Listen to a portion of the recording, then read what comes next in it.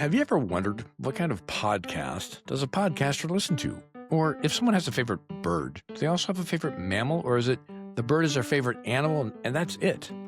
I say we find out. Welcome to another 10-Minute Tuesday here on Animals, Nature, and You. Of course, I'm your host, Rick Schwartz, and as always, I'm very glad you're here. I do want to tell you now, and I'll remind you at the end, this will be the last 10-Minute Tuesday for probably 2 or 3 weeks, and I'll tell you at the end why that's the case, but nonetheless, this particular 10-Minute Tuesday here on Animals, Nature, and You is a jump into the mailbag. So if you don't know, if you're listening on a podcast player, well, the top link, the very first link in the show notes is an opportunity for you to send in quote-unquote fan mail. It is the way the podcast distribution system allows you to connect directly with me. Now, a lot of us are connected on social media, and that is absolutely fine. If you want to send questions or get in touch with me that way, all the social media links are down below, but I do know a lot of people don't do social media. So I set up the fan mail thing, and it's been fun. A lot of people have been communicating. The questions I will be reading today, I already made sure that people are fine with me mentioning their name or their initials and reading their question in this episode. Now, we don't do these very often. A lot of times, 10-Minute Tuesday is a reflection back to something we've already talked about or something that's topical in the moment. But I thought today would be fun. We had some questions kind of in the backlog. So the very first question we're going to jump into. Oh, wait, before we jump into questions, if you haven't already, I got to say this, be sure you hit subscribe or follow because we're still doing our Thursday episodes. If you aren't already subscribed or following, every Thursday we have an in-depth interview with some really cool people doing some awesome stuff. And then every Tuesday is a 10-Minute Tuesday. Shy of the next few Tuesdays, I'm taking a pause, and I'll tell you why in just a minute. Okay, back to the mailbag. The very first question comes to us from JW. JW writes in, I have always been interested in what kind of a podcast a podcaster will listen to. Do you listen to the same genre in which you make your content, or is it something different? Easy enough. Yes, the answer is both. So a brief list of some of the favorite ones I listen to, and this isn't comprehensive because a lot of times I'll hit random search or shuffle, or it'll be a suggestion. I'll listen to it and I'll binge for a while. Other times I might go weeks without listening because I'm so busy doing work on my own podcast. But just so you know, for your sake of knowledge, some of the wildlife and animal ones I enjoy listening to, All Creatures podcast, been around for a long time, great content, usually very in-depth, awesome guests, and sometimes they do some solo episodes as well. They'll do look-backs too to older episodes, which I think is a lot of fun because sometimes they'll put some more information, updated information that has become available since that. So All Creatures podcast is one of my favorites. A local podcast here in San Diego called That's So Wild. I was actually a guest on that one not too long ago, so that's a fun one. Just the Zoo of Us also was a guest on that one, and always a lot of fun. Great conversations with Ellen when I had her on my podcast and I got to be on hers, but also just in general, the people she finds to talk to, the topics she dives into, the research that she does, it is always a good time. Recently, I interviewed Elizabeth from Mothering Wildlife, and although I am not a mom, I am a parent, and although I'm no longer directly working with a zoo, I spent most of my career working in the zoo world or zoo-adjacent world, and it's all content that I can relate to, and it feels like hanging out with old friends. So another great one, too, in that same world. I don't know if you remember, way back at the beginning of the season, I interviewed Jack. Jack is the host of the Pangolin, the conservation podcast. He hasn't put out new episodes recently, but if you have never listened to his stuff, go back, make sure you subscribe and follow. So when he puts out new content, you can listen to it and go back and enjoy the stuff he's done in the past. It's all great stuff. He's been doing that for a long time as well. Now, the other genre that I listen to, sometimes self-help, 10% Happier is one of my favorite ones in that realm. I also like Radiolab for good storytelling and editing. They do so much editing, and you can over-edit, but they do a really good job, I think, editing just this layering of story, and it's always so inspiring to go, oh, that's what you can do with an audio-only sort of system, if you will, or medium, I guess would be the word I'm looking for. And then one of my top favorite ones for learning more and staying on top of what's happening in podcasting is Buzzcast, put out by Buzzsprout, who I use to host. Now, none of this is sponsored. Nobody's asking me to do this. This is just honestly what's in my library right now of my podcast player to answer JW's question. Moving on to the next question, because we want to keep this to 10 minutes, or at least as close to it as possible. Michelle asked, when it comes to conservation, it seems like we are in an ongoing uphill battle in your honest opinion, do you think we can really make a difference?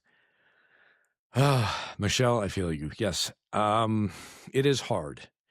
And here in the United States, where I am, the loosening of restrictions and laws that protect natural spaces and wildlife, and therefore a lot of the work around conservation, it just seems to be crumbling right now. And it is really hard. And there are moments where it just feels like, what are we even doing? But soon after that, I find myself inspired by somebody who's choosing to take action. I'm inspired by someone who's sharing inspiring facts and information. I'm inspired by my child's generation looking forward to having a world and a life of nature and wildlife that exists today in their future as well. And I look back then in my own childhood and what it was like growing up knowing that pandas were endangered and tigers were endangered and whales were endangered and all of that. I don't think we will ever get to the point, or let me just say this, I would be pleasantly surprised if we ever get to the point where we can say, well, we did it. We have found a sustainable balance that humans can live on this planet and wildlife and natural spaces are protected. I would love to see that day. I would be pleasantly surprised. In the meantime, though, there are enough people out there who are not aware of what's going on per se, because we have our day-to-day routines and things that are immediately important in front of us that we don't necessarily have the opportunity to see beyond that. We also have people out there who are looking to exploit and take advantage of as much as possible of wildlife, of people, of opportunities to make money. And so we can get very tied up in a lot of that. It is an uphill battle. I completely agree, Michelle. But yes, I do believe we make a difference. I've been fortunate enough to talk to enough people on this podcast and earlier in my career doing other things that I know every little bit helps and every little bit that pushes back against, it ebbs and flows. And when we see a problem, someone's inspired to try and make a difference, and they can get some people to help them, support them, and they make a difference. We had recently Leaf Cox on. He started off just with being inspired by orangutans and being in their space with them as a caretaker, and then doing work in the field, and then garnering support and fundraising. And then he spun off also the Tiger Project, the Elephant Project, the Forest for the People Project. And these entities are making a difference. And it started with one man's idea, one man saying, hey, this needs to change. And you look at Jane Goodall and all that she did, and you can look at what she saw across her lifetime and go, well, yeah, it seemed to be a big fight and she needed more people supporting and helping, but she did it. It was her idea. It was her passion, her love, her observation, her knowledge, her science, her sheer will of existing and knowing this is important. So I see things like that, and I know we can make a difference. It's a matter of us prioritizing to take action. And yes, there's the act locally. No, yes, think globally, act locally, but there's also ways to support those acting globally or work your way into a position of acting globally as well. There are a lot of things we can do, and I think we should keep doing it. It's important work, and it is an uphill battle, but I don't think it's a battle that we will lose unless we just get to indifference. And so whatever it is you need to do to take care of yourself to make it through the tough times, I think that's very important. You can pause, you can take a break, you can step away, but it's not quitting or giving up unless you never ever come back to it. So that's a little something to leave you with on that one. And our last question for our little jump into the mailbag here and reading some fan mail, we have Craig H. Craig asked, I know your favorite mammal is the binturong, but I'm more of a bird guy. Do you have a favorite bird? And no judgment if it's not a raven. Okay.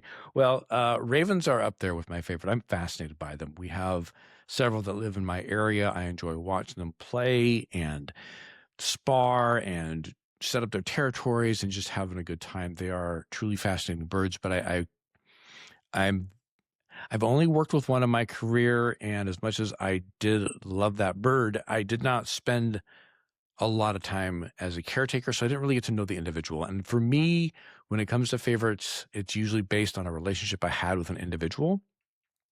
So it's hard for me to pick just one because I've worked with so many birds, mammals, and reptiles across my career.